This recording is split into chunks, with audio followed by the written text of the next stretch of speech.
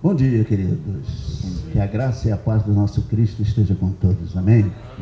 Olha, uma oportunidade singular e muito especial para mim estar aqui com vocês. Trago a minha família toda, eu e Márcia, Marcio, e os nossos queridos que nos conhecem, que moram aqui perto e que vieram também participar. Que bom. Sou o pastor Evandro, como já falou, pastor Evandro Paiva. Pastor William falou, da Igreja Cristã de Nova Vida em Paciência, em Campo Grande, nossa Zona Oeste. Com muito carinho, venho aqui, junto com os irmãos, sou pastor há 23 anos, 24, nem eu sei mais, 22 anos. Eu já até esqueci. Estou servindo, como ele falou, a gente vai servindo, agora contando o tempo.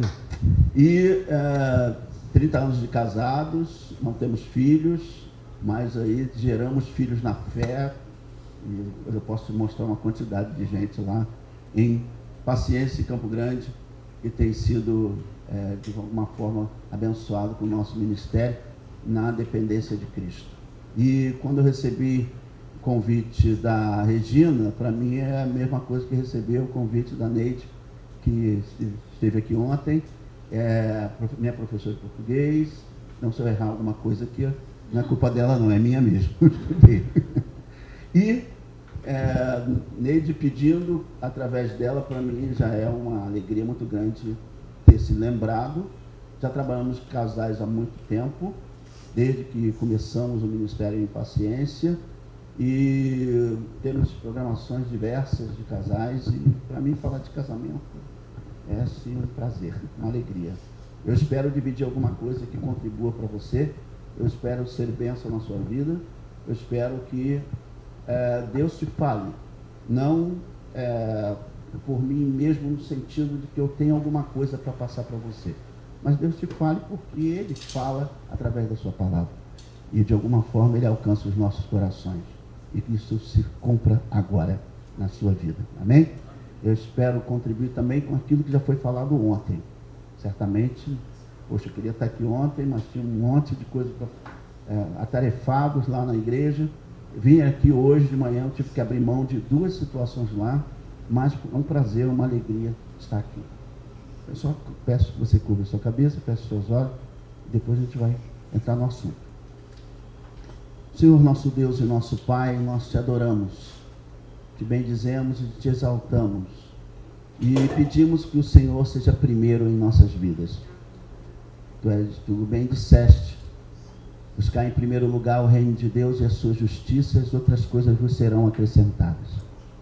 Nós queremos o acréscimo da busca, queremos sim nos colocar na total dependência da tua graça para comunicar teus valores eternos para a família, pedindo, Senhor, que o Senhor nos ajude a entender tudo aquilo que vai ser falado, assimilar, se apropriar e viver a tua palavra como ela precisa ser vivida.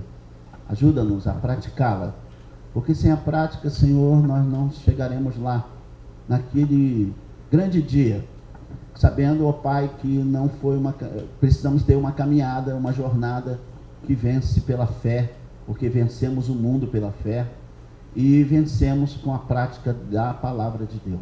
Muito obrigado pelos irmãos que agora conheço, muito obrigado por essa família da fé, por esse ambiente espiritual. Eu tenho certeza que o Senhor está aqui plantado nesse lugar, agindo nos corações e abençoando as famílias que aqui congregam. Obrigado pelo pastor William, pela Regina, a esposa do pastor William, pela sua família, por tudo que ele está aqui, por todo esse abraço que a Igreja Batista Ágape está me dando agora, e a oportunidade de usar esse púlpito para ser a voz do Senhor. Tem misericórdia de nós e fala aos nossos corações. Obrigado pelos visitantes, em nome de Jesus. E todos digam amém. Amém. Muito bem. Nós vamos falar um pouco, eu vou deixar só, sobre família disfuncional, pela ótica bíblica primeiro e depois social. Trabalhar aqui um pouco o que Deus pensa de família. Não é só pensar como Deus pensa família, mas como Deus pensa o funcionamento dela.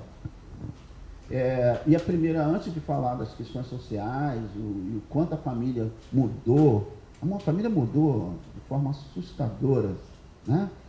As relações mudaram, e agora a gente vive numa complexidade aí do que é família.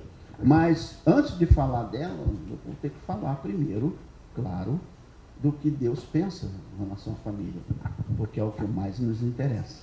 Depois do que Deus pensa, a gente vai então pensando como as nossas relações mudaram e como Deus gostaria que ela fosse.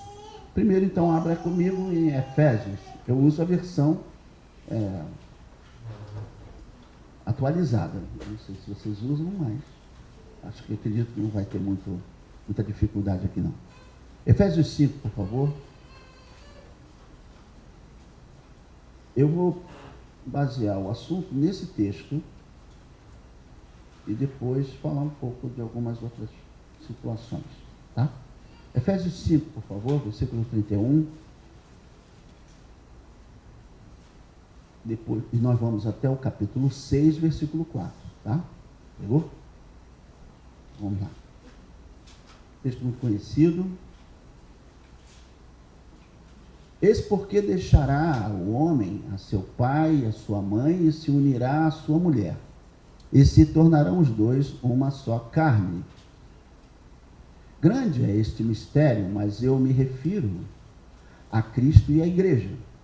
Não obstante, vós, cada um de per si, também ame a própria esposa como a si mesmo, e a esposa respeite ao marido. Capítulo 6, versículo 1. Filhos, obedecei a vossos pais no Senhor, pois isto é justo. Honra teu pai e tua mãe, que é o primeiro mandamento com promessa, para que te vá bem e sejas de longa vida sobre a terra.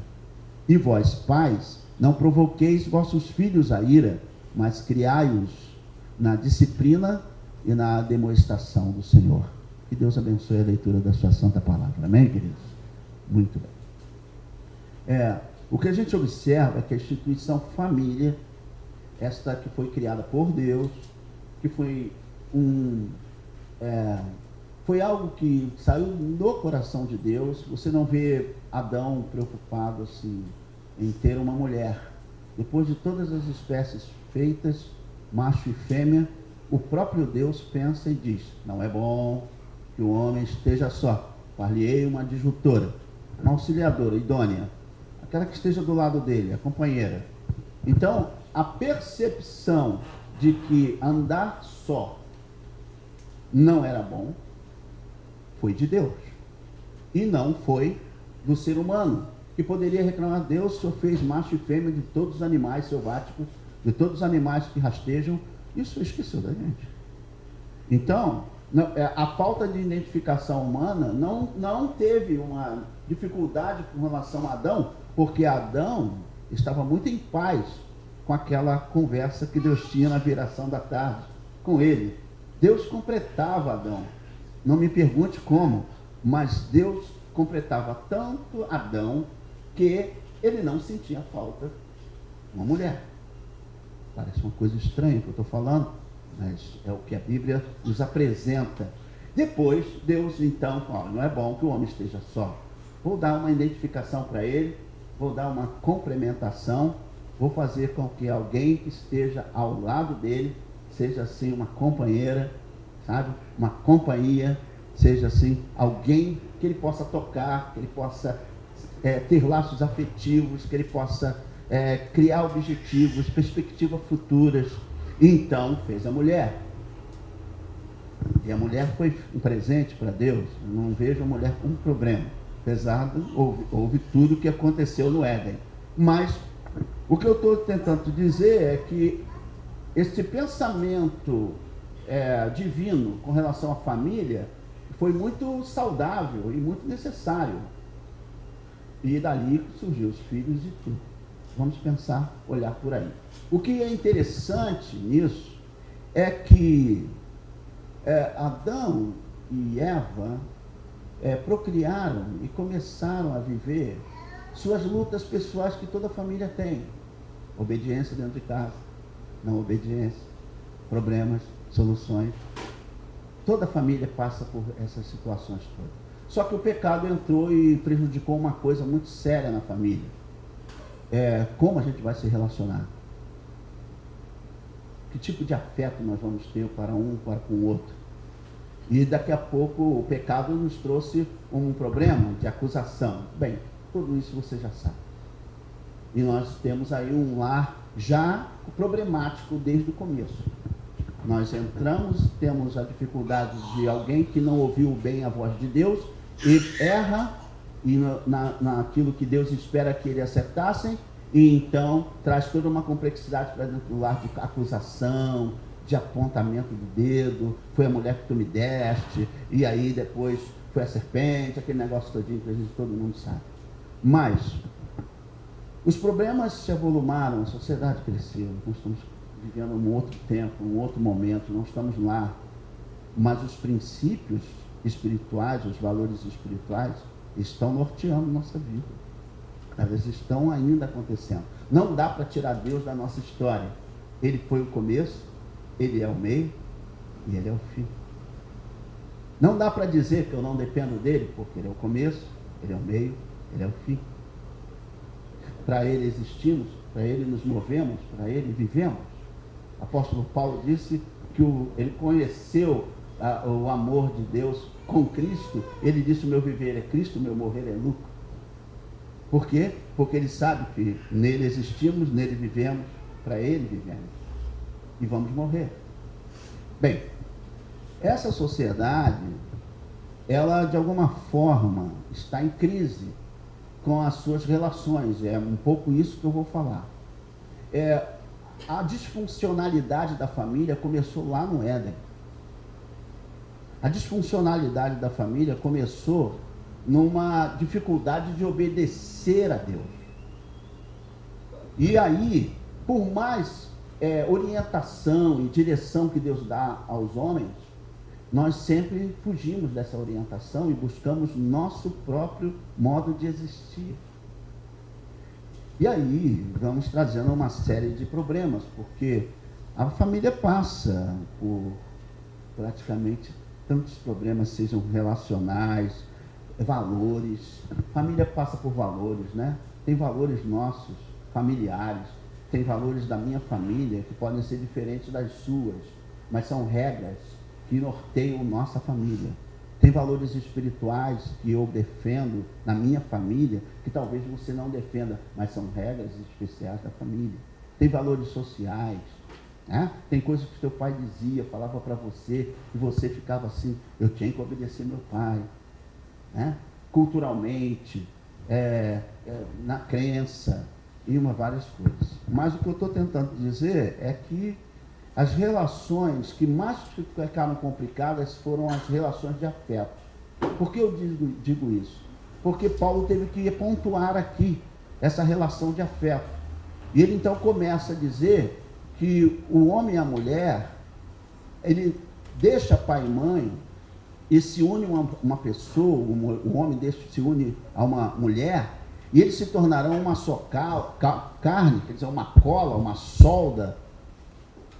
Algo que a gente, sabe, a gente se associa ao outro, uma só carne, mas numa relação de afeto, porque vamos ser sinceros, família não é só ter pai, mãe e filhos. Família é pai amando mãe, mãe amando pai, pais amando filhos, filhos amando pais. Assim funciona a família. Porque não adianta ter um aglomerado de pessoas dentro de casa sem afeto. Se os afetos estão prejudicados, Paulo está pontuando que vamos consertar essa situação aqui. Primeiro, ele então diz aí, como você viu no versículo 33, não obstante, vós cada um de per si também ame a própria esposa como a si mesmo, e a esposa respeite ao marido. Sim, Paulo se reporta lá no começo. Ele diz que o afeto é muito importante. Ele está dizendo: a maridos, amai as vossas esposas. Amor. Amor afeto, sentimento. É que na nossa cabeça dos homens, um pouco racional, a gente separa aqui dentro sentimento e razão. Nós somos muito racionais. E quando se pensa em amor, na verdade, alguns se isolam emocionalmente. A gente nem percebe que a gente se isola emocionalmente. E começa aqui. A gente tem aquela percepção. Vamos completar 30 anos, completamos 30 anos de casado. Eu me lembro quando nós fizemos 25, a Márcia chegou para mim e falou: amor, vamos fazer uma festa de 25 anos. 25 anos, vou te contar. É uma caminhada, né? Vamos fazer uma festa de 25 anos e tal, que a gente faz, vamos fazer uma cerimônia bonita, né? E o homem está assim: quanto vai custar isso? Quando que você vai fazer esse negócio? Será que eu vou ter dinheiro para fazer isso? Meu Deus, quantas pessoas vão vir? O homem está raciocinando de forma lógica. A mulher está com todo o romantismo naquele momento. Ela está curtindo aquele momento. Até eu curtir aquele momento, eu tive que fazer a soma toda na minha cabeça, para ver se dava certo. Quem está me entendendo? A mulher já romantizou. Não estou dizendo que ela também não raciocina. Logicamente, me desculpe, não estou falando isso. Estou falando que ela entrou nesse clima dos 25 anos com muito mais romantismo do que eu até eu acordar. Bem, sim, já deu tudo, agora eu vou curtir meus sentimentos. Vai ser bom, aí vamos fazer isso, vamos fazer aquilo, porque eu já sabia, calculei tudo, dava para pagar tudo. Apesar que ela é mais calculista do que eu. O isolamento emocional tira da gente o prazer de ser afetado por aquilo, pelo outro, né? Vamos ser sinceros. Lembra, a Bíblia diz: chorai com os que se alegrem com quem? Com quem? Se alegrem. Ou cante louvores, como diz Tiago. Bem, só pode ter esse sentimento quem de fato se permite ser sentimental. Deixar os afetos acontecer, né? A pessoa está chorando, é chorar com os que choram. Quer dizer, sentir a dor do outro. Sentir a dor daquele que está chorando. Ele perdeu um ente querido, ele está passando uma dificuldade difícil, ele está carente, e você está ali mostrando os seus sentimentos. Tem gente que fica insensível. Nós estamos vivendo uma geração de tanta insensibilidade que os afetos se perderam dentro da relação familiar também. E aí, nós estamos com um grande problema, porque se os afetos sumiram dentro de casa ou dentro das relações, nós vamos ficar insensíveis a tudo. Se alguém está rindo, a pergunta é: está rindo de quê? Sim, você ficou melhor do que eu, ganhou um carro melhor do que eu, você ganhou uma função melhor do que eu, você foi abençoado num trabalho melhor do que o meu. Eu vou rir se de repente eu não tiver alguma inveja, algum orgulho. Porque se eu tiver inveja e orgulho, eu não vou rir com toda facilidade. Você nota que nós temos dificuldade de mostrar os sentimentos na hora certa? Mas a Bíblia não pergunta para a gente se a gente está em condição de chorar com os que choram ou sorrir com os que se alegram. Ela está dizendo: chore. Ela está dizendo: sorria. O problema é se dentro da nossa família nós estamos chorando com os que choram e se alegrando com os que se alegram. Se a gente não fez um isolamento emocional de tal forma que a gente fique menos sentimentalista e mais racionalista. Se de repente nossos afetos dentro de casa não chegam aos nossos filhos, não chegam às pessoas que deveríamos mais amar, né? Porque quem é o mais próximo da gente senão a nossa família? Sinceramente, amar o seu vosso próximo. Quem é o mais próximo senão a minha família? E se eu não tenho condições de amar a minha família, dirá amar o outro, que eu não tenho relação nenhuma. Então, Paulo está pontuando: homens, Uma coisa difícil para o homem. Ame sua esposa.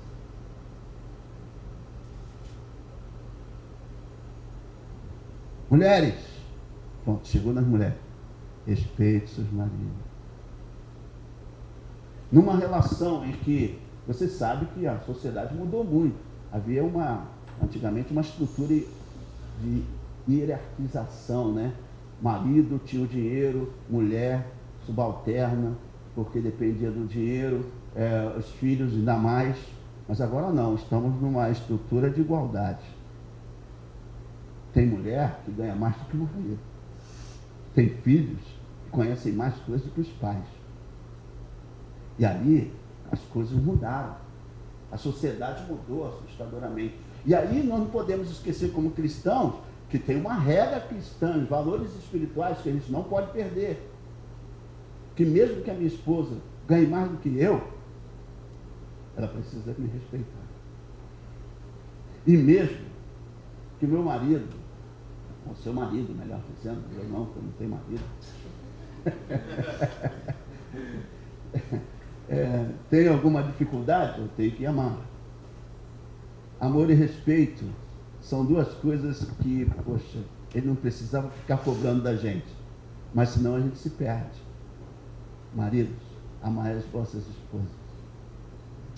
A família vai começar a funcionar bem quando o marido amar a sua esposa. Mas o que é amar a esposa, irmãos? É amar a esposa, mesmo que ela não seja assim. Eu tenho um dia que ela não seja tão com vontade de amá-la, né? É uma ordem, temos que amar, mas tem dia que amar, se eu vou te contar, é complicado, é minha esposa. Complicado. Eu falei, meu Jesus, é nessa hora que o texto vem. Amai a vossas esposas. Mas Jeová, vou te contar, a Márcia está complicada hoje, meu Jesus. Ela já me deu duas broncas. Eu vou falar. Amai as vossas esposas. De forma sacrificial. Ele ainda botou o exemplo, né? De Cristo, pelo amor de Deus. De Cristo não. O exemplo de Cristo, rapaz. Tinha que ser outro exemplo. Sei lá. Ama do seu jeito. Não é ama do meu jeito. É amar como Cristo amou a igreja. De forma sacrificial, de forma total, corajosa. Ele foi até o final, né? Ele morreu por nós. Somos amados. Ele não pode reclamar que Deus não nos ama. Ele nos amou pelo seu Filho. O seu Filho nos mostrou o que é amor. Amor tudo sofre, tudo crê, tudo suporta. O amor não arde ciúmes, não se ensoberbece. O amor não se ufana. Esse amor sacrificial foi um amor exemplar. E ele está mandando eu amar a Márcia dessa forma. E até o final da vida. É uma tarefa árdua. Se você acha, mulher, que respeitar o marido é uma tarefa árdua, amar a esposa é uma tarefa bem mais árdua do que você imagina. É claro que a gente se encanta com uma série de coisas, mas marido precisa amar de tal forma, mesmo que a mulher o desrespeite. Porque, vamos ser sinceros, você já desrespeitou Cristo essa semana?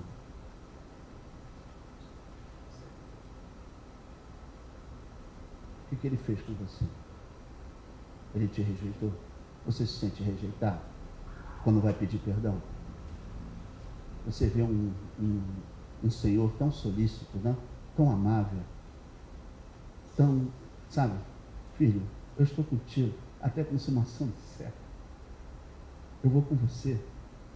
Eu não perco você de vista. Se você passar pela água, submergir, eu vou estar contigo. Se você passar pelo fogo, eu estou contigo.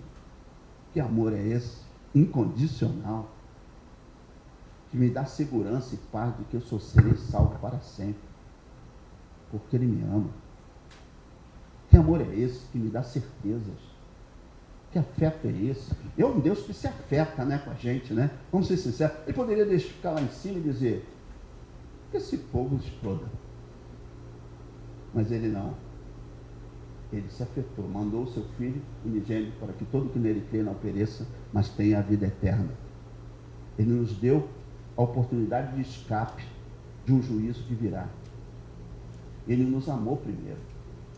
E aí ele está nos pedindo que amem a nossa esposa como ele ama a igreja. E amar de tal forma que mesmo ela te desrespeitando. Tem uma hora que você acha, não vou perguntar nada não, eu costumo perguntar um monte de coisa lá na igreja, se você acha que a sua esposa já te desrespeitou em algum momento.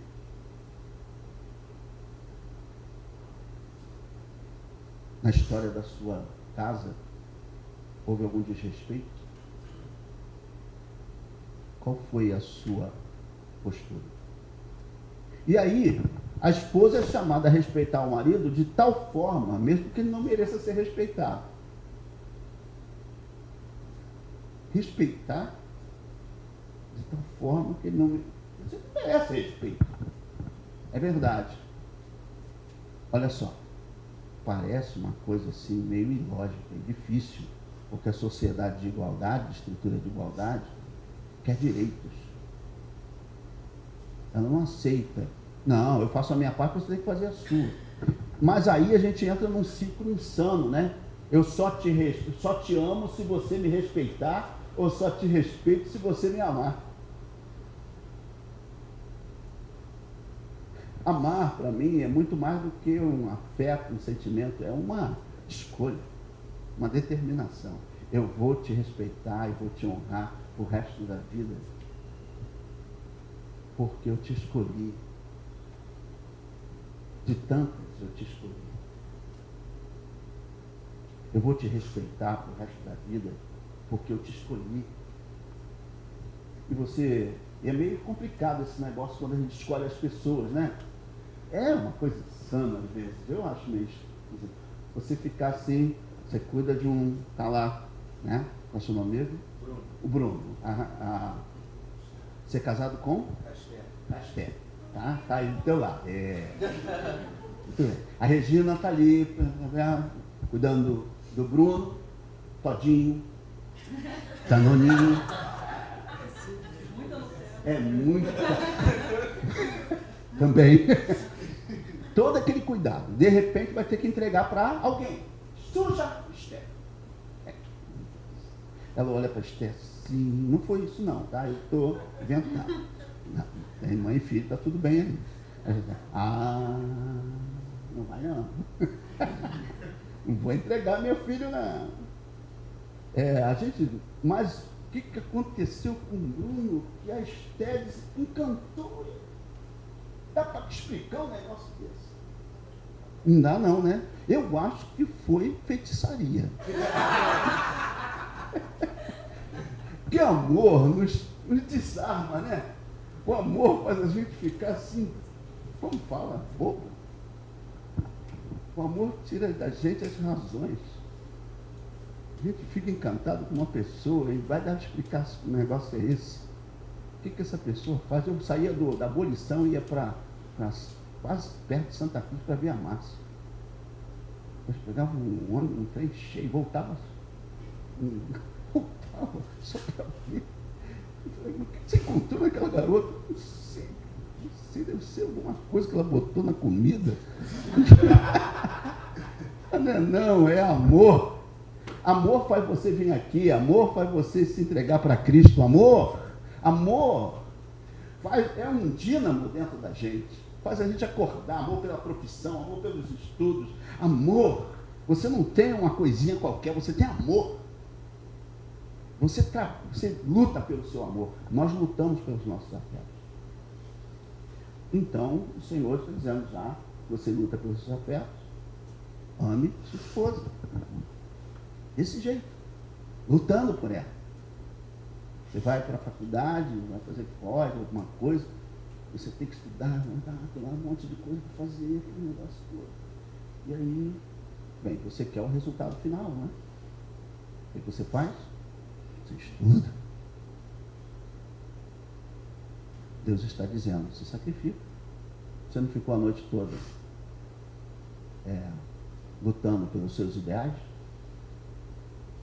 Mas a outra pessoa, Senhor, a outra pessoa é muito difícil, é verdade. Tem sempre o lado A e o lado B da outra pessoa, né? Outra pessoa é sempre uma interrogação, vamos ser sinceros. Porque a gente não tem, como falou aqui o pastor, o domínio das coisas, né? A gente quer que tudo seja controlado. A massa, de vez em quando, dá um descontrole nela, sai do meu controle. A gente fica tanta hora controlando o outro. Onde você está? Como é que está indo? E aí? Sai desse choque, pelo amor de Deus. Mas a gente fica controlando o outro o tempo todo. E ela perguntou, e aí? Está saindo da igreja? Não, onde você está? Tá. Controle. Só que, sinceramente, a gente não tem controle de nada, né? A Regina, viu? Ela não teve controle do Bruno. Casou mesmo com a Estela.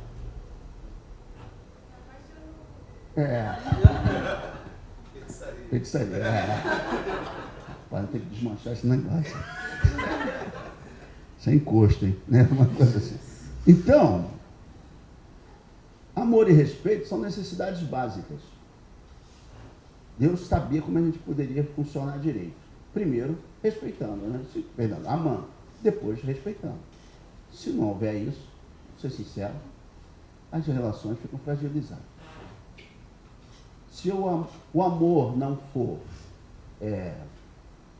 a tônica dessa relação, se não for alguma coisa assim muito substancial, nós vamos ser desmotivados no meio do caminho. Não foi isso que o próprio... Olha só, Deus se afeta com amor. Olha só, o que aconteceu com Pedro? Pedro negou quantas vezes Jesus? 3 vezes. Ao voltar à relação, porque Pedro chorou amargamente, Jesus morreu. Jesus ressuscitou. Ao voltar à relação, qual é o primeiro papo de Jesus? Tu me amas? Tu me amas? Tu me amas? Sim, tu sabes que eu te amo. Então você vai fazer alguma coisa para mim. Pastoreia minhas ovelhas. Porque quem ama tem que provar. Todo amor e toda fé é provado. Vou repetir. Todo amor e toda fé é provado. Não adianta dizer, tem que fazer. Então, amar significa provar todo dia para o ser amado que você ama. Você sabe que mulher sabe se você ama, né? Mulher testa toda hora. O amor para a mulher é muito importante, porque ela está muito ligada aos afetos. Mulher é muito mais ligada aos afetos do que o homem, né? Maioria. Tem homem que é muito romântico também. Mas não estou dizendo isso. Mulher, assim, ela sabe, ela quer que você a ame, assim, provando todo dia. Sabe aquele filme? Não, esqueci o nome do filme. Né? Como se fosse a primeira vez. Você está sempre querendo. Ela quer que você a ame de tal forma que ela se sinta segura do seu amor. A gente não faz esses movimentos conscientes, não. A gente faz até com o inconsciente. Fica te provando. Tu me ama, tu me ama, tu me ama, tu me ama, tu me ama. Amor, você ainda me ama? Aquela célebre frase. Célebre pergunta. Você ainda me ama? Mas eu acho que eu estou meio assim, eu estou meio assado. Aí eu te amo mesmo assim. Ah, mas eu parei disso, agora eu parei daquilo, mas eu te amo mesmo assim. A mulher quer sempre essa segurança de afeto. E o homem quer sempre a segurança do respeito. Porque o homem é aquilo, né? O homem tem um ego mais forte. O homem que é assim, que vai buscar o mamute, que traz o mamute, aí mostra o mamute, olha como é que eu sou. Calma. Não é nada. Olha como é que eu sou bravo. Como é que eu sou competente. E a mulher, né, sábia, que edifica seu lar, vai dizer, meu marido, não existe mais um homem mais competente do que você. Não é uma coisa assim, não é uma coisa assim mecânica, não.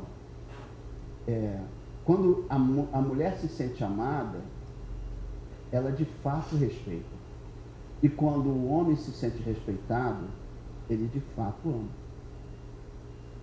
Agora, que homem que gosta de estar num ambiente em que ele é desrespeitado?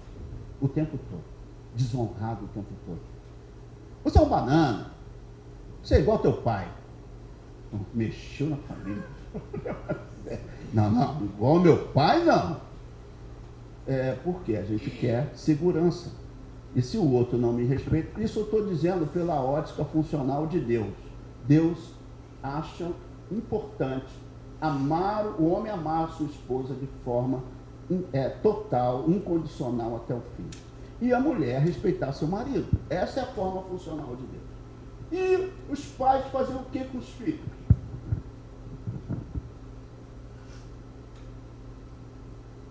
Vamos provocar ele. Entrega para Esther. Mas até entregar para Esther, e muito mais depois ainda, nós precisamos saber que os filhos precisam honrar seus pais. Porque a mecânica da família está funcionando. Nós precisamos, como filhos, honrar nossos pais. Que o que nossos pais querem mais? Ser honrados. Ou não? Poxa, gastei um troco contigo, hein? Nenhum telefonema. Toda hora que eu esqueço de telefonar lá para casa, minha mãe cobra. 54 anos, ela ainda fica me cobrando. Mãe, eu estava... Não posso, mãe. Mas sim, você poderia pelo menos telefonar para mim. O que ela está dizendo? Me honrar.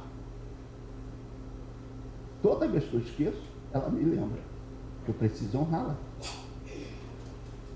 A sua mãe não faz isso, graças a Deus, a sua mãe é tranquila. Mas por quê? Para elas e para eles são importantes saber que os filhos são gratos. Que os filhos são pessoas que respondem o afeto que lhe deram. O afeto de amor, de cuidado, de proteção, não foi? Criação. Se você perguntar como seus pais chegaram até poder dar essa oportunidade, essa capacidade que você tem hoje de ser alguém na sociedade, teu pai interagiu em todos os momentos, ajudando, sabe? Sendo um cuidadoso, protetor, arcando com despesas. Não estou dizendo que ele vai jogar isso na cara, não.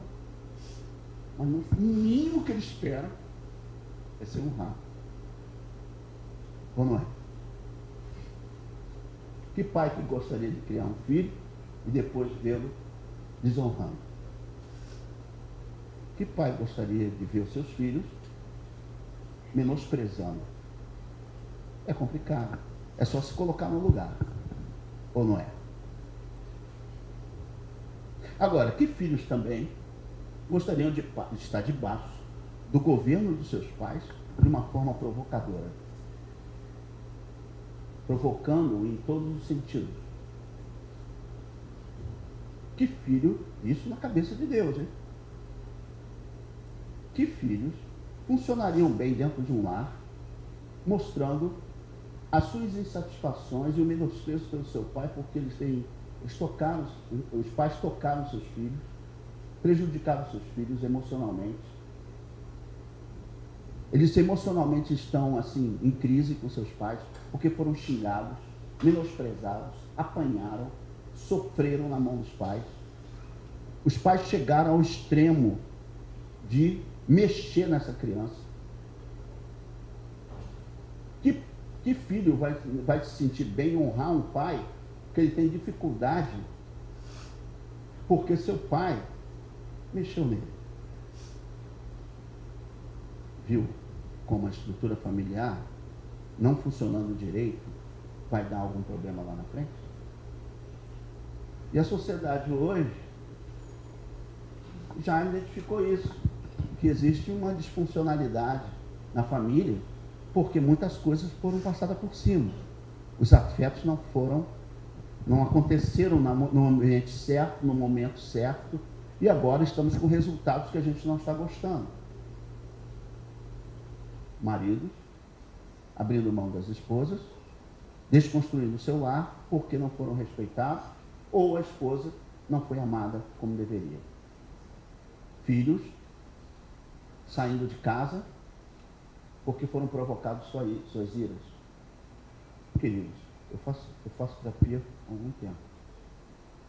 Não tem um que não entre ali falando da família que não está por aqui com seus pais. E não tem um que não está por aqui com seus filhos. E fica um tentando consertar o outro. E não adianta, né? Às vezes a gente tem que chamar a família toda para conversar. Porque está tudo desajustado ali. O sistema não está funcionando direito. E aí a gente vê uma grande disfuncionalidade ali. E a gente vai... Eu vou mandar passar, que eu já falei um monte de coisa. Vai passando. Eu mesmo vou passar. Aqui.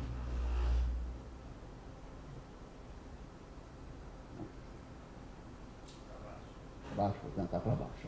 Tá. Eu já falei aqui, ó, há uma conexão entre amor e respeito que está sendo desconsiderada na família. O que os cônjuges realmente querem, eles querem o quê? Amor. Mas tem maridos que acham que devem receber respeito incondicional da sua esposa o tempo todo, mesmo não lhe retribuindo o amor sacrificial. Você tem que me respeitar. Você tem que me amar. Me ame, eu te respeito. E o marido? Eles querem respeito, porém muitas mulheres não entendem que o respeito é o valor mais profundo para um homem. É a chave para motivar o coração dele. Respeito. Ah, de respeito nada, vou respeitar meu marido, mas senão não vai funcionar segundo Deus. E aí a gente vai entrar num ciclo perigoso, né? Ele reage sem amor, ela reage sem respeito. Então ela reage sem respeito, ele reage sem amor. É um ciclo insano. E fica naquela coisa dentro da casa, aquela... Quem vence? O meu desamor ou o meu desrespeito? E aí a gente não vai funcionar direito segundo Deus. Porque Deus espera que o marido ame a sua esposa. E que a esposa respeite seu marido. Muito, muito simples, mas muito difícil. Mas ele está dizendo, eu faço isso com vocês. Ore. Que eu vou dar uma capacidade de você amar de uma forma extraordinária. Busque em mim, que eu vou te dar a capacidade de respeitar, mesmo que ela não mereça, ou ele não mereça o respeito. Ele não está pedindo uma coisa sem nos dar a capacidade de fazê-la. Por isso que todo marido tem que orar pela sua família, e toda esposa tem que orar pelo seu marido, pelos seus filhos, pedindo a graça de Deus, porque por mais que eu acho que a Márcia é caidinha por mim, eu tenho certeza. Eu já testei várias coisas, ela é caidinha. Sim. Esse cara aqui que você está vendo, eu sei meio feinho, mas ele é caidinho. Então, mas mesmo assim eu ainda não confio, eu ainda oro por ela.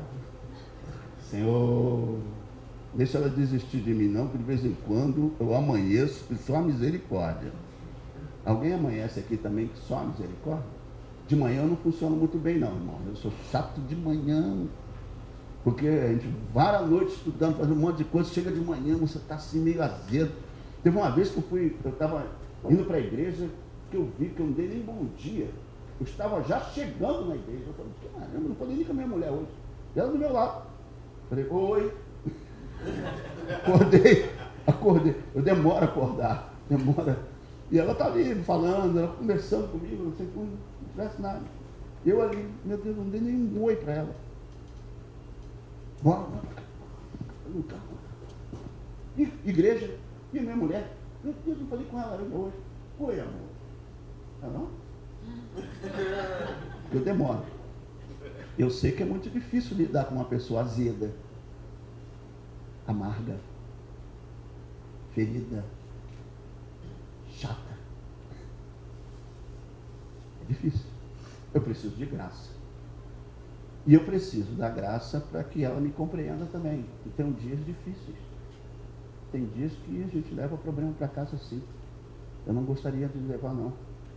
Tem dias que inquietações inquietam meu coração.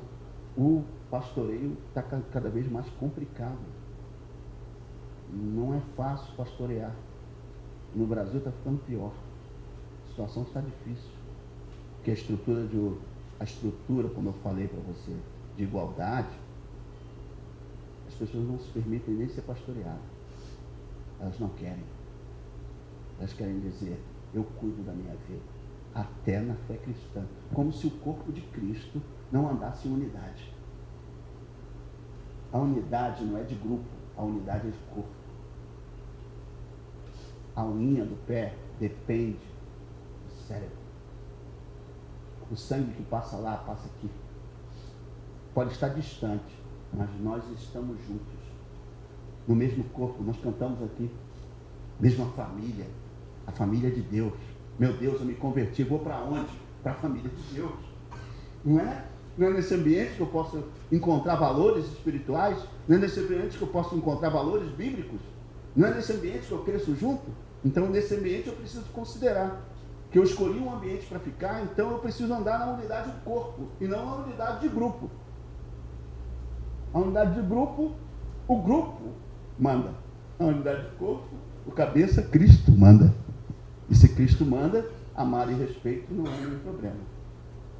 Se Cristo não manda mais, a gente vai construir outro tipo de valores para a gente mostrar a nossa vida, né? Se relacionar. Mas como estamos dependendo de Cristo e da sua palavra, Ele nos fará bem enquanto obedecemos a sua voz. Amém, querido? Bem, deixa eu passando aqui. Já falei tudo isso, deixa eu passar o que importa aqui. Cuidado com o seu lar não se transforme numa família disfuncional, né? Família disfuncional é meio complicado. Vou seguir por ali, você pode acompanhar aqui algumas coisas. Pai batendo no filho, filho bate na irmã, a irmã bate no gato. Quer dizer, quando a gente começa a ter as relações com afeto complicado, a gente então começa a mostrar a nossa... Uma das coisas é a crueldade, né? E é claro, um ensina o outro a ser cruel, a ser mentiroso, a ser uma série de coisas. Os nossos valores vão sendo passados um para o outro. O lar está disfuncional e a gente começa a mostrar os valores inadequados para as relações. E aqui é só eu botei a figura só para você ter uma ideia. Não pense que vocês funcionam separados na família. Um afeta o outro. Um afeta o outro. Vai afetando toda hora. Não pense que uma palavra dada, mal dada dentro de casa, não vai afetar alguém. Só se alguém for o poste. Porque se eu não sou poste, se eu não sou parede, se eu sou carne, eu vou sentir. Hein? Desonra, desrespeito. Né? Até uma irmã com irmã, de sangue, irmão com irmão, uma palavra dada, ela chega. Você pensa que não, palavras boas. Então nós temos que tomar cuidado com as palavras que a gente manda para dentro de casa. E aí, tem algumas coisas que eu botei o que é uma família funcional, mais básico, tá? Eu vou mostrar isso mais à frente. Mas é aquela que todos trabalham em conjunto para melhorar os relacionamentos. Com isso podemos enfrentar os problemas. Isso é básico. Eu vou mostrar daqui a pouco o que o que de fato se espera socialmente. Então, os pais são professores ativos. São exemplos e ensinam seus filhos a serem pessoas melhores do que são. Desculpa, fui eu aqui.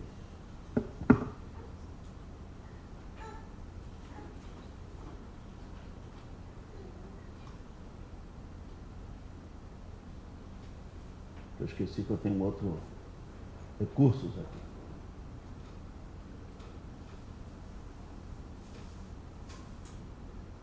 Bem, então,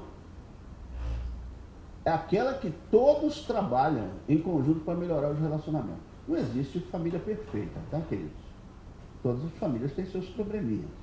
Mas tem família que funciona muito bem para resolver seus problemas. Todo lar tem problema, não é? Ou não? Todo lar tem problema. Mas quando existe uma relação de afeto e existe respeito e amor dentro da família, automaticamente o filho entende como o pai está resolvendo os problemas, porque o pai é muito coerente, muito sensato. A mãe é muito coerente, muito sensata para a resolução dos problemas dentro de casa. Porque todo filho dá problema, todo pai dá problema. Não é só filho que dá problema. Tem pai que tem alguma dificuldade ali. E aí uma família funcional é uma família que, apesar da família dar trabalho, todos trabalham em conjunto para melhorar o relacionamento. Aí um vai se apoiando o outro, um vai lá, não, eu vou aí agora. Vai lá, conversa, porque tem conversa, né? Tem diálogo. Já pensou? Meu irmão, eu tenho 3 irmãos, né? Lá são 4. Se meu irmão tem um problema, lá em casa está meio difícil, porque minhas irmãs são complicadas em algumas coisas com relação ao meu irmão, que é doente, tem seus problemas. E aí a gente tem que, quando vai lutar, é um só lutando, porque os outros não querem nem saber. A família não funciona para resolver problemas, entendeu? A família não funciona. Não estou dizendo que um não funciona. Estou dizendo que a família não funciona. A família disfuncional é aquela que não consegue enfrentar os problemas juntos. Mas a família funcional consegue, ela enfrenta. Então os pais são professores ativos. Você vai ver exemplo todo momento. Ninguém desrespeita ninguém, ninguém desonra ninguém na frente de todo mundo. Conversa. Não estou dizendo que o pai não aceita tudo, mas ele é firme na hora certa. Firme. Não estou dizendo bater, massacrar. Firme. Não é não. Sim é sim. Eu não sei de você, eu estou me sentindo velho aqui, mas na época meu pai falava não, era não. Rapaz, não dava para mudar o velho não, porque era não, era não. Por que não? Hoje, antigamente não tinha esse negócio de por que não. Tinha que dizer, era não, era não. Teve uma vez que eu estava querendo namorar uma garota, estava tudo marcado, passei o dia na rua, o velho olhou para mim assim, por que você está saindo de noite, todo arrumadinho? Está saindo. Aí ele, você está saindo muito, companheiro. Uns 16 anos. Saindo muito. Aí, o que eu vou falar, irmãos, eu sei que vai assustar vocês, mas é importante que vocês entendam. Não era não. Aí ele falou, o que você vai fazer? Eu dou uma saída. E adolescente não gosta de ficar dando. O que vai fazer? Vou dar uma saída.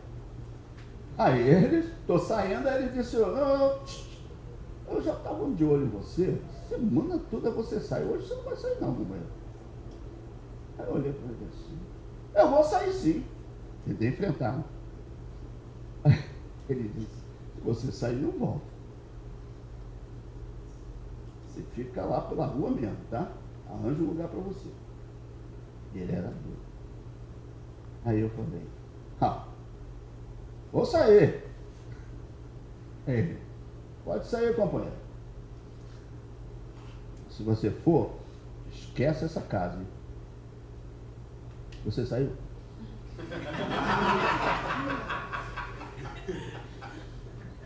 Difícil, né? Parece uma situação rígida. Mas ele foi firme comigo ali. E realmente, agora, depois que eu fui pensar, eu saía todo dia. Eu tinha um motivo para sair de casa todo dia. Naquele dia que eu marquei com a garota estava lá me esperando. Nada. E eu não consegui sair. Aí eu, uma luta, eu fui falar com ele. Por que eu não posso sair? Ele disse, não, você não vai sair hoje. Mas eu estou precisando resolver um problema. Hoje você não resolve nada. Você não vai sair. Aí a gente vai fazer o quê? Abraço materno. A mamãe, super mamãe. Mamãe. Fala com ele lá, pelo amor de Deus. Está querendo deixar sair, pelo amor de Deus. Isso é absurdo. Eu queria pelo menos voltar para casa, né, irmão? A minha preocupação não era nem mais sair, é voltar para casa. Então, o que aconteceu? Ela chegou lá, foi defender o filho. Deixa o garoto sair?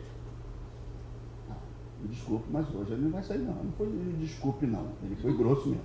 Não vai sair. Eu disse que não vai sair, não vai sair. Mas ela esperneou, ela fez um monte de coisa e eu ali torcendo. Vai dar certo, vai dar certo. Ele vai liberar. Nada. O homem ficou irredutível. Aí eu falei, vou ter que ir para o terceiro mundo. Vou ter que falar com ele. De outra maneira. Agora mais tranquilo, mais santinho, mais com o coração aberto. Seu Elcio, chamou ele de seu Elcio. Seguinte, eu estou precisando sair. Ele fazendo as coisas dele lá. Companheiro, hoje você não vai sair não. Olha só, eu marquei com uma garota, deixa eu falar. Eu marquei com uma garota, ela está me esperando. Ela está me esperando e está tudo certo para a gente se encontrar. Eu queria falar com ela. Falei, tudo bem. Se ela te ama de verdade, ela vai entender que você não vai sair hoje. Mas não joga amor nesse negócio não, aí é brincadeira. Eu fiquei muito chateado. Naquele dia eu não saí. No outro dia eu fui lá, igual um desesperado, falar com a garota, eu vi que ela não foi. Foi livramento, irmão. Livramento. Mas o que eu estou tentando só te dizer é que essa firmeza, que parece ser uma coisa assim, agressiva, mas necessária na hora que a gente dá limites aos nossos filhos. A falta de limites quebra valores. Valores que são implantados dentro de casa, que são necessários. Não estou dizendo valores absurdos, não estou dizendo coisas que não devem nem ser ouvidas, nem consideradas dentro de casa, mas valores que são importantes para a guarda da família, para a proteção da família. Esses valores da família precisam ser resguardados e precisamos ser firmes, por mais que a sociedade diga que não, mas nós precisamos ser firmes, porque aí daremos aos nossos filhos a condição deles pensar que a vida tem limites, né? Porque se a vida não tem limites, qualquer coisa vale. A vida tem limites. Se você não souber os seus limites, a sociedade mostra para você. Ou não mostra? A sociedade mostra até onde você pode ir. E ela é dura muito mais do que seus pais. Ela pode ser até maligna. Porque ela mostra a realidade de que aqui você não passa. E ela vai fazer de tudo para você não passar. Então eu prefiro obedecer ao meu pai.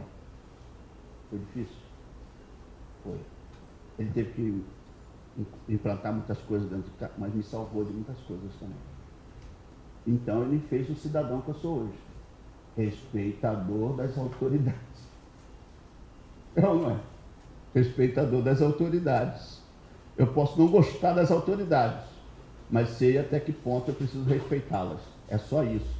Eu não estou dizendo que eu estou concordando com as autoridades, mas quer dizer que eu, como cidadão brasileiro, eu tenho que respeitar as autoridades, e é dito pela própria palavra que precisamos respeitar as autoridades, ou não.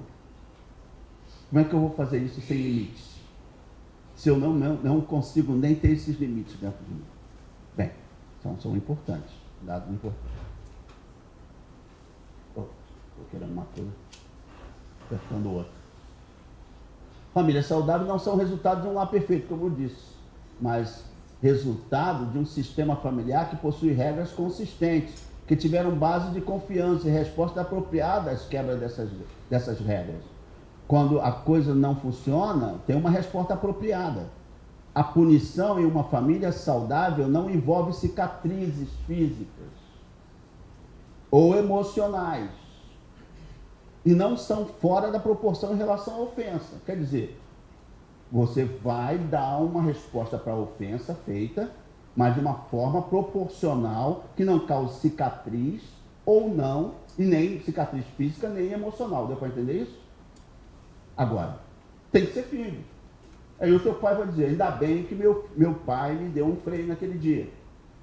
Ainda bem, porque eu estava como um trem descarrilhado, né? Eu estava querendo fazer coisas absurdas. Meu pai foi lá e me segurou. Isso causou algum trauma, alguma coisa? Não, o que me causa trauma é o pai passar dos limites. Isso me causa trauma. O que causa trauma é o pai passar acima dos afetos e mostrar um outro lado do afeto que eu não gostei. Isso me causa trauma. Ele provocar a minha ira com xingamento. Meu pai não me xingou naquele dia. Ele só foi firme. Ele não me trouxe causas, problemas emocionais. Tanto que eu estou lembrando isso aqui tranquilo. Só me veio na memória agora. Mas não foi alguma coisa assim que marcou a minha vida de tal forma que eu não andei mais. Que eu não consigo mais me emocionar com as pessoas. Que eu não consigo mais obedecer ninguém. Mas eu encontrei valores. Então, os pais são amorosas figuras autoritárias. Amorosas. Que deixam bem claro o que gostam e o que não gostam. Eles expressam livremente suas necessidades e sentimentos. No lar é permitido discordar e não serem perfeitos. Lar saudável, funcional. Eu posso mostrar que algumas coisas estão erradas em mim. Eu preciso ser construído emocionalmente, familiarmente, espiritualmente. Mas é uma coisa assim, eu posso dizer que estou com dificuldades. E meus pais, meus irmãos vão me ajudar. Isso é família funcional. Todo mundo coopera comigo. Não para me destruir. Não para dizer, joga isso aí é um doente, isso aí não presta, isso aí não faz nada, isso aí... Mãe, por que você está fazendo isso com o meu irmão? Meu irmão não merece. É verdade, mas vai falar na cabeça da mãe que tem amor, afeto, dizer que o outro filho não merece. É complicado, querido. Complicado. Depois que você é mãe, você sabe como é que é. Depois que é pai, você sabe. Eu estava pensando assim, por favor, pastor, termina logo.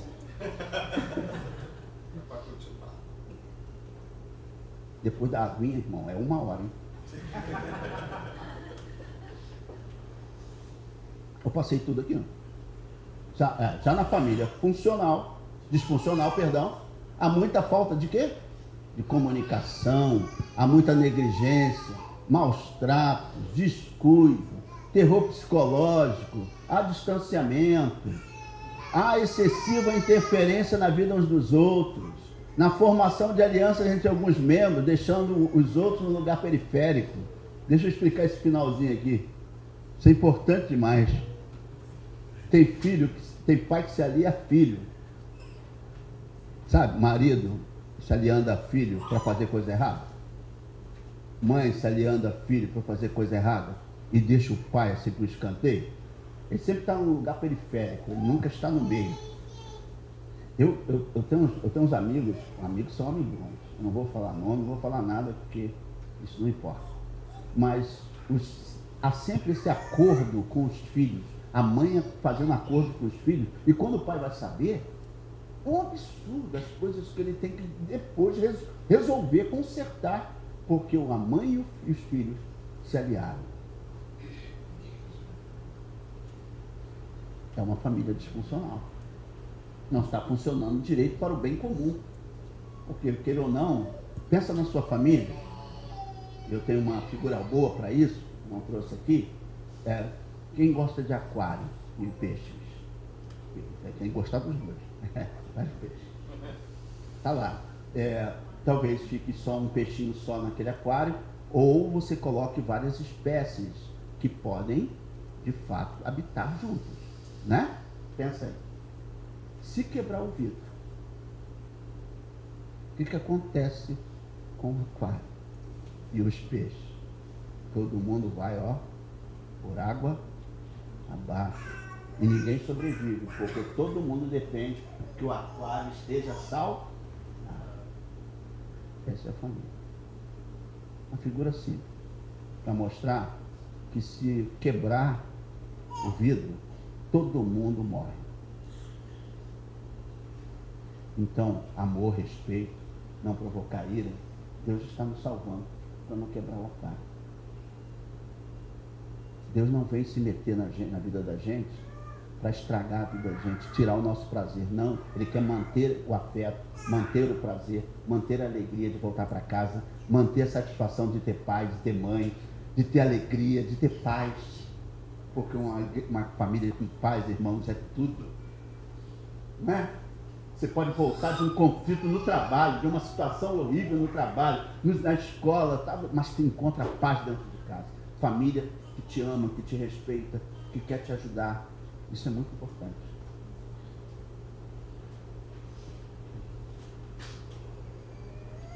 Estou chegando ao final. Um pouquinho, daqui a 20 minutos eu acabo. Sinais de pais saudáveis. Não saudáveis, perdão.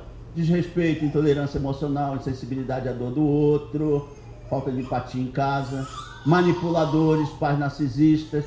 Sabe aqueles pais que só olham para ele? Olha para ele, olhando para ele, olhando para ele, olhando para ele. Ah, porque vocês não fazem nada do que eu mando, mas o que ela está mandando, o que ele está mandando, são coisas para eles não olham para o do todo. Porque tem filhos que vão passando por fases que precisam de cuidado, sabe, cuidado emocional, cuidado financeiro, uma série de coisas. E o pai, às vezes, e a mãe dele, você olha só para eles. Aí é complicado. Abusadores fisicamente, verbalmente ou sexualmente de seus filhos, que deixa a família passar privação, deixa de cooperar para o bem-estar dos indivíduos dentro do lar. Você conhece, hein? Eu me lembro de uma adolescente que veio falar comigo, e ela veio falar assim, como pastor, por que meu pai não me ama?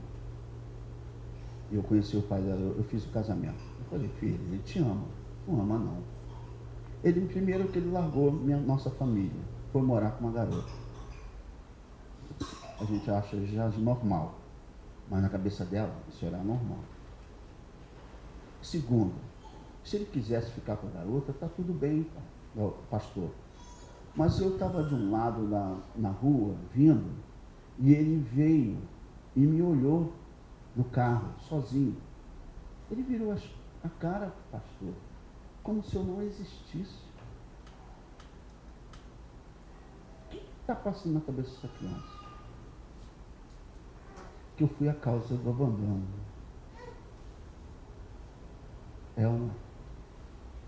Porque como a gente não está no outro, o outro pode pensar o que quiser. Você só manda recados verbais, emocionais. Você só manda recado para ele. Por isso que o negócio de Facebook, rede social, né, às vezes é bom e ruim. Melhor falar olho no olho, para falar, amor, eu te amo. Não é só mandar uma florzinha. Florzinha é essa que ele mandou. Não, eu estou dizendo a você que eu te amo. É melhor falar do que só tentar usar símbolos para isso.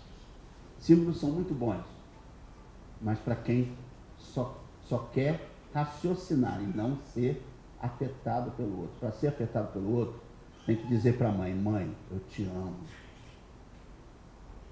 Filho, eu te amo. Eu atendi essa semana uma jovenzinha, eu estou vendo ela, a mãe preocupada, está querendo se matar, Aí, tá bom, traz ela aqui para a gente conversar. Pastor, filha, por que você está querendo se matar? Não, antes de me matar eu me cortei toda, já sabe o que está acontecendo. Se cortou toda. Para chamar a atenção. Os pais não, o que você quer, filha? Aí comecei a conversar com ela, não entendi, o que você quer de fato? Ela olhou para mim assim, eu quero só um abraço da minha mãe. Só um. Viu como é que a gente é afetado pelo outro? O tempo todo. O tempo todo. Parece uma coisa boba, sem significado, mas Jesus está muito... Ele nos alertou que falta de funcionamento correto dentro da família traz perturbação em todas as áreas. Aí eu vou falar de Freud? Vou falar de Jesus. Afeto. Necessário. Significativo. Se perdermos dentro de casa, perdemos quase tudo. Você pode ter dinheiro, você pode ter condição, sabe? Condição física, material, tudo. Mas se não tiver afeto, não tem nada. Você tem um outro do teu lado dependendo de você. Só isso. Mas honrando, amando, respeitando, dignificando, isso só quem troca sentimentos. Ou não é? Então, pais que têm uma disciplina dura e inflexível, causa choro aos seus filhos. Infantilização, pais que colocam seus filhos na posição de pais, demonstrando carências e incompetência no agir, no falar, como tem muitos, né? Que acabam se infantilizando. Eles são pais, deveriam cumprir seu papel de pais, deveriam ser amigos, conselheiros, fortes, firmes, mas não. Quem é forte é o filho. Quem é forte é a filha. E é tão forte que os filhos já estão notando que eu posso manipular meus pais, porque eles são fracos. Nós precisamos assumir o nosso papel de pai em tudo que significa ser pai. E reações não protetivas, né? Pai e mãe que geralmente concordam com o abuso provocado pelo outro. Tem tantos, irmão. Eu posso contar um monte de história lá da Zona Oeste para você. Eu acho que isso acontece lá, não acontece aqui na Zona Sul. Infelizmente, geralmente concorda com o abuso do outro. Teve uma mãe chorando, falando na minha frente. Foi tudo essa semana, incrível. Chorando na minha frente, dizendo: minha filha foi embora. Mas o que aconteceu com ela? Ela foi embora com 13 anos. Eu fui embora com 11. Começou a chorar, parece que eu estou repetindo tudo, sabe? Porque dentro de casa as provocações são diretas. E depois que o filho vai embora, o pai pergunta: é você, foi... Ele pergunta na firma: foi você que não segurou a garota? Quem não segurou a garota foi a falta de afeto, a falta de cuidado, de funcionar bem dentro de casa, para segurar nossas relações. Então, queridos, isso é urgente, necessário. Se já tem afeto dentro da sua casa, continue afetando o outro de forma positiva, de forma abençoada, de forma regeneradora, transformadora. Faça com que o seu filho chegue aonde você não chegou, mas com afeto, com carinho. E não desestimule com provocação de ira. Né? E aí a gente vai falando um monte de coisa aqui.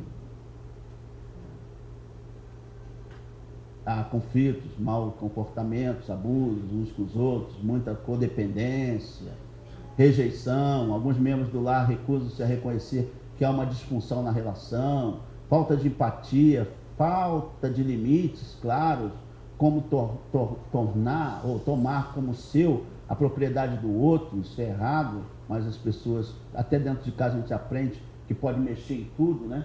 Sem limites. Comportamentos adúlteros e promíscuos envolvendo pais e filhos, conflitos extremos, desde pequenas discussões até brigas terríveis, a falta de limites claros, como tomar como seu, já falei, né? Toques inapropriados entre os familiares, e vamos andando. Agora, eu vou encerrar com essas 3 coisas aqui. Filhos afetados por um lar disfuncional optam por onde? Por quê? Por não confiar. Por quê? Pois numa família disfuncional as promessas são frequentemente esquecidas, as celebrações canceladas e o humor dos pais geralmente imprevisíveis. É complicado isso quando se fala uma coisa e não faz, né? E o filho fica só olhando para você. Meu pai fala uma coisa, mas não faz. E aí ele não confia também nos outros, né? Porque ele leva isso para a vida. Porque eu não sei se você sabe, mas o primeiro ambiente social que a gente entra é na família, né? Não sei para onde entrar. Entrei na família, eu conheço pessoas que nem sabem que são famílias que foram direto para o orfanato. Mas, geralmente, eu entrei no ambiente social eu entrei pela minha família. Então, lá, nasci com o seu Elcio e com a dona Jamir, minha mãe e meu pai. Aí eles tiveram mais, eu sou primogênito. Eles tiveram mais 3 filhos. Eu entrei ali. Meu pai, alcoolista, bebia. Minha mãe, uma mulher um pouco insensata em muitas coisas. Não soube criar gente. Eu fui aprender com os evangélicos. Isso que me tornou evangélico. Porque minha casa não funcionava. Minha casa só via brigando. Briga o dia todo. E aí, quando eu ia para a casa dos colegas, por isso que eu andava na rua, né? Minha casa não funcionava.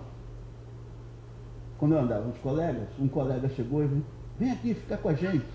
Então, para a gente jogar bola antes, a gente tinha que fazer um culto doméstico na casa do assembleano. Até aquele bibrão todo dele, tudo marcado.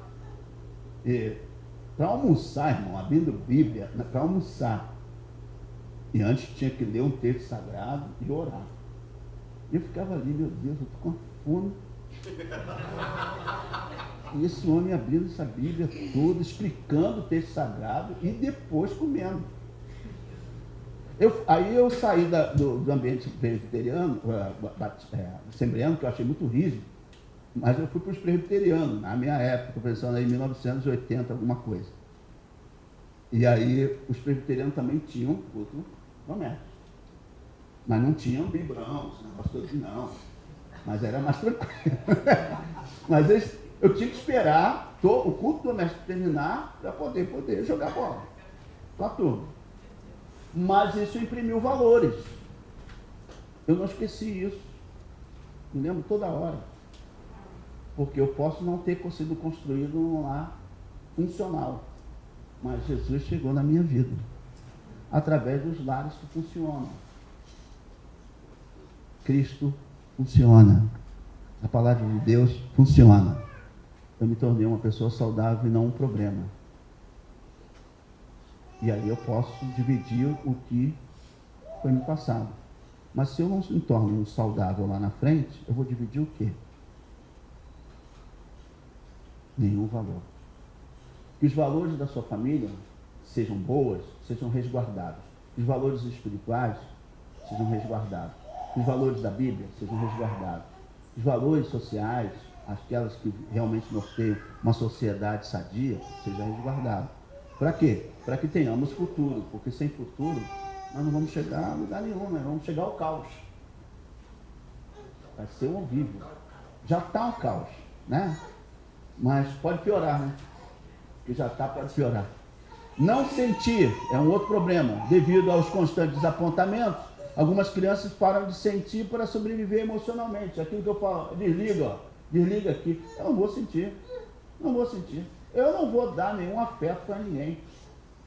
E aí fazem isso por quê? Qual a utilidade de se ferir o tempo todo? Pois frustração causa dor. Olha só.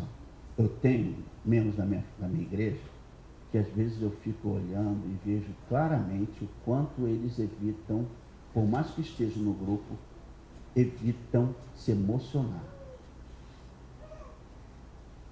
Eles não se emocionam, mesmo estando no grupo emocionado. Eles conseguem se isolar. E aí a melhor forma de fazer para que as pessoas pense que ele está bem, ele usa o seu intelectual e diz, está errado isso, está errado aquilo, está errado aquilo outro, está aquilo outro, está aquilo outro. Mas ele não é um agente de mudanças. Ele só é um agente de críticas. Porque ele usa o racional só para atacar. Porque ele está dizendo que eu não vou ajudar. Eu não vou chorar com os que choram. Eu não vou sorrir com os que sorriem. Eu não vou ajudar. Não conte comigo para nada. Só para criticar. Não sentir. E aí você... Vamos lá, gente. Espírito de corpo, não de grupo. Estou fora. Conte comigo só para criticar. Eu sei como é que funciona, mas não sabe nada. Ele está em crise com ele mesmo, porque todo aquele que não se emociona está entrando numa caixa vazia. Porque relação acontece o tempo todo. Eu estou num ambiente social. Aqui eu tenho que me relacionar. Eu perguntei a ela antes de vir, como é que eu faço lá? Tem que usar gravata, fazer isso, eu quero me relacionar, eu quero ser aceito. Ou não? Como é que as pessoas... Como é que eu tenho que fazer? Tenho que puxar o cabelo para a esquerda, para a direita? Como é que o pessoal vai me aceitar lá? Porque eu quero ser aceito. Eu espero que eu esteja sendo aceito. porque eu estou aceitando vocês. Eu estou me afetando com vocês e vocês estão se afetando comigo. Pode ser não do jeito que a gente gostaria, mas do jeito que Deus quer. Respeitando que aqui também existe mutualidade, aqui também existe troca, aqui também existe afeto. Porque se um dia a gente parar de se afetar, esse lugar se torna horrível. Se nós queremos vidas aqui, precisamos afetar um ao outro. Ou não? Ou não? Sim, precisamos. Vamos trabalhar, exercitar a nossa afetividade. Vamos trabalhar o amor. Se a gente vai abraçar alguém, abrace. A gente quer apertar a mão de alguém. Tem alguém que vai lá apertar minha mão, a mão assim. Aperta, meu filho. Aperta, pelo amor de Deus. Mostra que está vivo, porque só morto que não aperta, né? Aperta aí.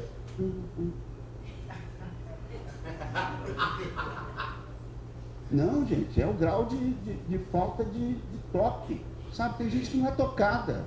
Isso é verdade. Tem gente que não é tocada. Desculpa, eu os meus exemplos. A Márcia disse que eu faço muito exemplo, desculpa. Mas eu acho a melhor forma de se pensar. Às vezes eu estou no carro, eu não fui tocado, irmão. Minha mãe me tocou com tapa. Meu pai, já viu como é que é, né? Aquele negócio todo. Aí a Márcia, quando nós chegamos na nossa relação, ela foi fazer um cafuné em mim. Cafuné no carro, cafuné. Aí eu falei, Márcia, para de fazer um cafuné, pelo amor de Deus. Depois eu fui notar que eu tinha dificuldade de ser tocado. Eu tinha dificuldade, porque lá em casa ninguém me tocava. Só falava. E ela não. Se deixar, tem que tocar toda hora. Ela quer dormir, massagem.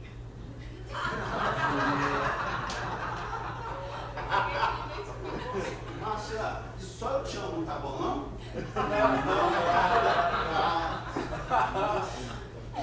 Toca meu pé aí, eu tenho que tocar. Porque lá na casa dela, todo mundo se tocava. Na sua casa todo mundo se toca? Fica rindo de mim. Vou não, já está acostumado. Falo tudo. Mas é um exemplo de vida. Eu só posso falar de mim, né? E dar nome de mim mesmo. A gente tem acordos para isso. Porque isso é necessário. Nós precisamos ser tocados para sentir. Eu tenho que sentir o outro. Sentir meu pai, sentir minha mãe, sentir meu filho, sentir minha esposa, sentir meu marido. Eu preciso sentir, permitir. E desligar daqui o que é intelectual, que não me permite ser emocional. Parar de ficar fazendo soma. Parar de ficar, não posso isso, não posso aquilo. Pode sim, em nome de Cristo você pode. Você pode ser afetado pelo outro. Ainda dá tempo para afetar o outro. Ainda dá tempo para dizer para o outro o quanto ele é importante para você. Último, e sei que vocês vão dar graças a Deus, que eu já passei do horário, mas não falar é um outro grande problema, a gente encerra aqui. Alguns filhos aprenderam com suas famílias a não falar sobre boa parte da sua realidade, pois algumas famílias negam que um problema existe. Todos têm problema. Todos precisam falar. Procure alguém para falar. Precisa ser necessariamente um terapeuta. Bom, mas procure seu pastor. Procure alguém que possa, amigo, que você sabe que não vai ficar dividindo isso com alguém. Pastor, mas está difícil. Mas procura direitinho. Para você abrir o coração. Porque eu falo lá com meus clientes que eu sou a Colurbe. Eles jogam os lixos emocionais tudo em mim. Pode falar. Porque a cura vem pela fala. Quando você fala, você é curado. Não foi isso que Jesus disse? Confessai uns aos outros os vossos pecados. Temos que falar, irmãos. E deixar, olha, quando o outro falar dos seus pecados, por favor, não faz cara de estranhamento, não. Deixa o outro falar. Eu já fiz isso, cara. Pelo amor de Deus. O pastor sabe disso? Não, ele está dizendo para você. Ele está precisando de ajuda. Ele está precisando de ouvido. Ele está precisando de amor. Só quem ama deixa se afetar e afeta. Deus abençoe vocês. E que os afetos nesse lugar aconteçam naturalmente, mas também pelo poder da palavra de Deus. Amém. Pastor, nós vamos abrir um espaço para algumas perguntas. Então, se você precisar fazer uma pergunta, quiser fazer uma pergunta, eu tinha algumas 10, mas eu vou reduzir, né? Não vou fazer as 10. Mas se você tiver alguma pergunta, levante a sua mão, né? Que a gente leva o microfone até você para facilitar aí essa pergunta, ok? Vamos lá. Algum irmão quer fazer alguma pergunta referente ao que nos foi ministrado? Senão eu vou abusar das perguntas, hein? Algum irmão? Então já vou perguntar ao pastor Evandro. Pastor Evandro, uma das questões que eu acho que é importante sobre família disfuncional é o seguinte: hoje nós vivemos uma realidade contemporânea, onde a disfuncionalidade chega de tal maneira em que os casais se separam. Sim. A gente foi afetado por tudo que aconteceu dentro do relacionamento. Certo. Como reverter essas problemáticas, às vezes, que estão lá dentro de nós e que a gente, às vezes, não sabe muito bem expor, apresentar ou até mesmo identificar? O que o irmão tem de dica para a gente? Por exemplo, a gente sabe muito bem que a gente tem algumas dificuldades. Às vezes, no corpo da igreja isso demonstra. O irmão falou aí que é dificuldade de abraçar, de toque. Às vezes é outras áreas. Como eu conseguir identificar ou melhorar esse relacionamento, trabalhar isso? Primeiro, aprendendo, né? A gente precisa aprender. Identificar o problema. Primeiro, alguém tem que nos ensinar que existe um problema. Porque senão a gente não faz a cognição certa. Eu preciso... Opa, isso aí é meu. Isso aí que ele falou é para mim. Apropriando-se do problema, entendendo que existe um problema, melhor dizendo, você vai à busca da solução desse problema. Agora, quando você não faz movimento nenhum, porque tem gente que não faz movimento nenhum, né? O que houve com Pedro? Pedro chorou porque negou 3 vezes, chorou amargamente. Mas se você olhar o texto, ele sentou e chorou. Sentar e chorar não adianta nada, irmão. Você tem que se levantar e buscar a solução do problema. Sem isso, você vai continuar sendo a mesma pessoa de ontem. Andar em novidade de vida é o quê? Buscar uma pessoa nova amanhã, outra nova depois da manhã, e outra nova depois. Hoje estamos falando sobre isso, como nós devemos ter o processo de santificação, né? Não é novidade, eu estou aprendendo para poder agir diferente amanhã. E é muito difícil, sim. Eu vou precisar da ajuda de Deus também. Porque eu falo para o pessoal que ninguém levanta sozinho. Alguém vai te ajudar. É que na nossa cabeça a gente se levanta sozinho. Ninguém se levanta sozinho. Resiliência fala de um impacto que alguém pode fazer em um corpo, que ele pode se envergar, mas ele volta para o lugar. Eu sei que a resiliência existe. Mas a vida impacta todo dia. E vai ter hora que você vai ter que dizer: eu não consigo voltar pro prumo, sabe? Eu estou precisando de ajuda. Aí eu preciso buscar ajuda. Ajuda de Deus, ajuda terapêutica, ajuda do irmão. Esse lugar deveria ser um lugar terapêutico, não? Esse lugar deveria ser um lugar de ajuda, ou não é? Um lugar de compreensão. Quem deveria me amar mais do que não esse lugar? Que eu vim buscar ajuda. Claro, se você quer ajuda, porque tem gente que não quer ajuda. Tem gente que quer complicar mais a vida do outro. Ele não quer ajuda. Sim. Desculpa se eu respondi. Respondeu.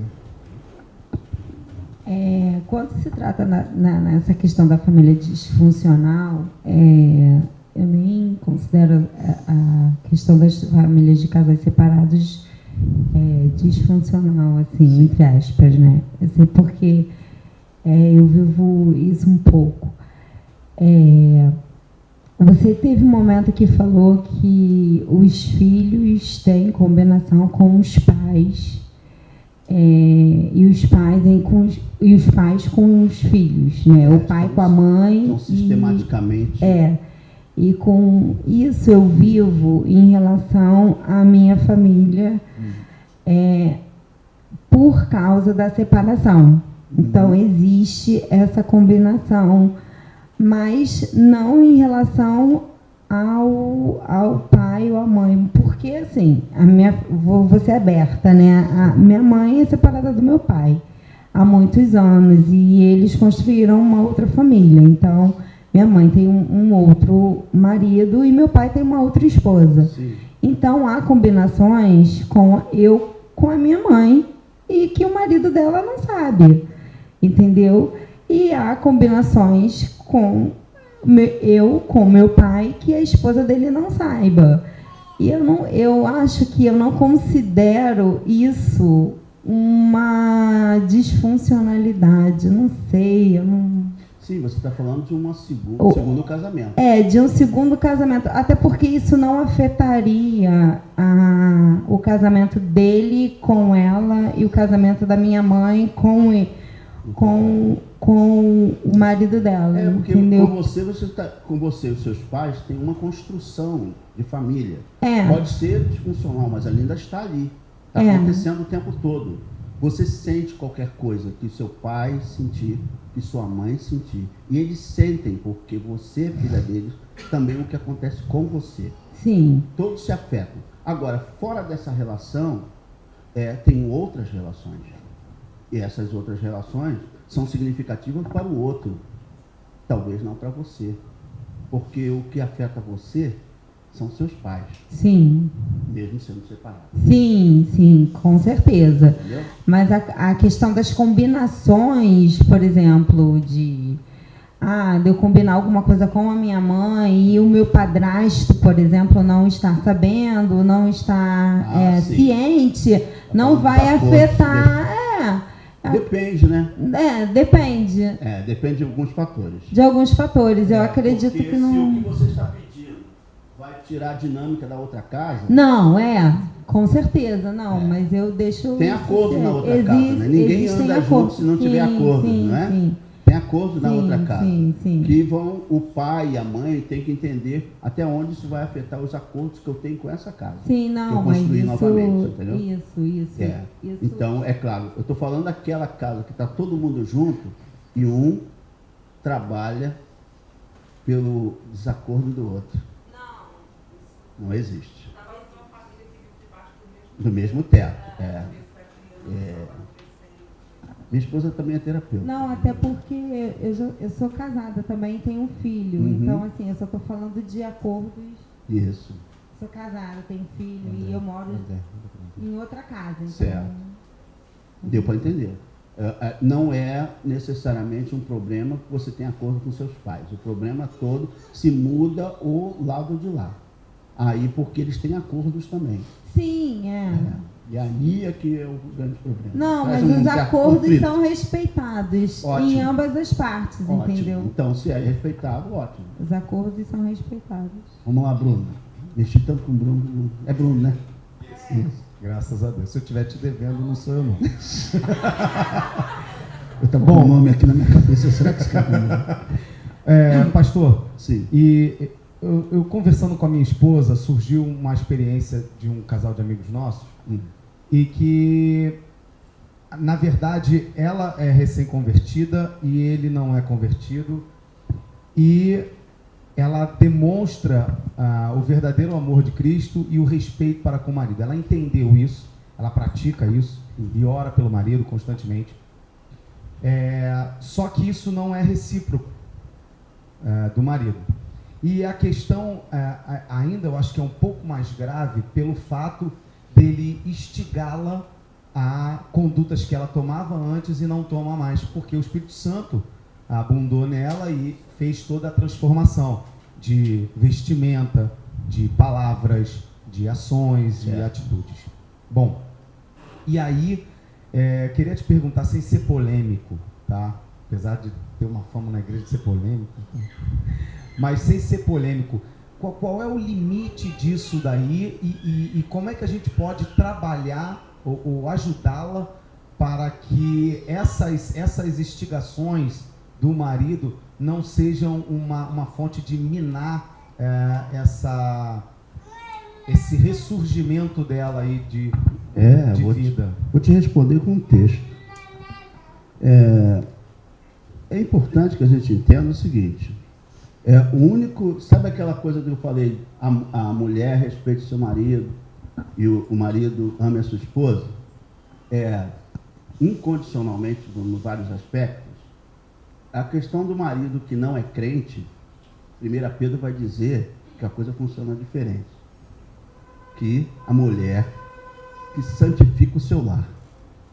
Bem, por mais que a gente ache que ela está fazendo um movimento assim, sacrificial demais por um marido que não presta, para Deus, ela está santificando aquele lar, não sei como, mas para Deus, ela está santificando aquele lar. Aquele lar pode está recebendo recados de Deus. Aquele marido está recebendo recados de Deus. O juízo não está sobre ela, mas está sobre o marido, até que ele se converta. E quando ele se converter, ele vai ver a besteira que ele fez. Como ele forçou ela. Mas até lá, ele está sobre assim, um agir da graça enquanto ela está obedecendo a palavra. Porque a gente não pode negar que a gente vence. 1 João diz que o mundo é vencido pela nossa fé. Então eu não posso dizer para o outro, não tenha fé que esse cara vai melhorar. Eu tenho N exemplos, até alguns aqui podem falar, que a fé de um santificou o outro. Então, eu acredito que Deus pode agir. Né? Quer falar algo? 15 anos. Aí o marido está aí, ó. Aí. Pergunta que houve nesse decorrer de 15 anos. Quantas coisas aconteceram até ele chegar à maturidade da fé? Entendeu? Então, é complicado para a gente. Eu posso, sim, ela pode cansar de ter fé, mas isso é dela. Tem sempre que ser um movimento dela. Ela pode querer ter fé até o final. Eu tenho uma irmã lá na igreja que o marido foi embora, está com outra, mas ela está ali. Ó. Eu não posso desrespeitá-la. Eu posso orientar. E sempre falar o que ela vai me passar, o que ela vai perguntar, mas não interferir. Porque eu posso sentir uma dor que ela não sente. É complicado, né? Mas é assim mesmo. Eu estava vendo uma igreja, eu fui na casa de um colega e estava vendo uma igreja caindo pelos pedaços. O negócio lá estava sério, estava horrível. Aí a filha, eu fui na casa dela e a mãe dela estava lá. A filha, que é a minha colega, falou, fala com ele, pastor, com ela, que ela está numa igreja, que negócio vai indo por água abaixo. Fala com ela, para ela sair de lá. Aí eu falei, não vou fazer isso não, mas eu posso perguntar como é que está a situação. E aí, querida, como é que está o negócio todinho? E aí, como é que está a igreja? Pastor, minha igreja é ótima. Todo mundo fala da minha igreja, mas eu acho ela muito boa. Porque muito boa para alguém pode não ser para você, mas respeite se é para alguém. Então esse marido, ela ainda tem algum ganho aí, para ela não desistir dele. Ele beija bem, que você não sabe. Vai tocar. Ah, irmão, não sabe de nada, irmão. Não sabe de nada. Tem algum ganho ali, né? Beija bem, abraça bem, faz um negócio que ninguém faz. Vai incrédulo mesmo. Pode falar. Bom, vamos lá. Esse ano agora eu faço 12 anos de convertido, né? Uhum. E antes da minha conversão, eu tive no espiritismo, né? Eu tive na yoga, vi várias filosofias. O espiritismo, por exemplo, respondia tudo que você queria, tinha resposta para tudo, né? E o contraponto disso é que na minha conversão, o cristianismo, na verdade, me colocou mais questionamentos, às vezes, do que respostas. Então, passei a viver a partir da fé. Né? E hoje, quando eu olho para o mundo assim, o mundo está cheio de filosofias, cheio de respostas, cheio de caminhos, né? Mas eu vejo as pessoas cada vez mais atribuladas, mais em conflito, né? E esse caos que a gente está vendo aí. Eu não vejo outra saída, estou falando por mim, que não seja Jesus, que não seja a filosofia cristã, né? Porque a teologia nada mais é do que uma filosofia, né? Uma tentativa de entender Deus. Isso, tentativa de entender Deus. Como você, como terapeuta, às vezes tendo que atender provavelmente pessoas que não comungam da mesma fé que a sua, como é que fica assim? Eu acredito que você saiba que a resposta é só Cristo, mas para aquela pessoa, talvez você tenha que dar uma resposta mais na base da terapia mesmo, né? Daquela filosofia. Pensamento humanista. Como é que é isso? Como é que funciona isso para você? Né? Não estou te cobrando uma resposta, não. Só queria que você assim, abrisse minha cabeça porque é uma coisa conflituante, né? É verdade. Conflituosa, que você às vezes quer falar uma coisa para a pessoa, mas você às vezes não pode. Vai falar de Cristo, às vezes a pessoa não quer saber de Cristo, a pessoa quer saber de outra coisa, que você deu outra solução para ela. Sim. Né? Que você deu outro caminho para ela, outro placebo, né? Porque é um placebo. É verdade. Não vai funcionar, né? Pelo menos do meu ponto de vista. Você poderia falar alguma coisa? Sim, falo com muito prazer. Se der uns minutinhos, vou falar.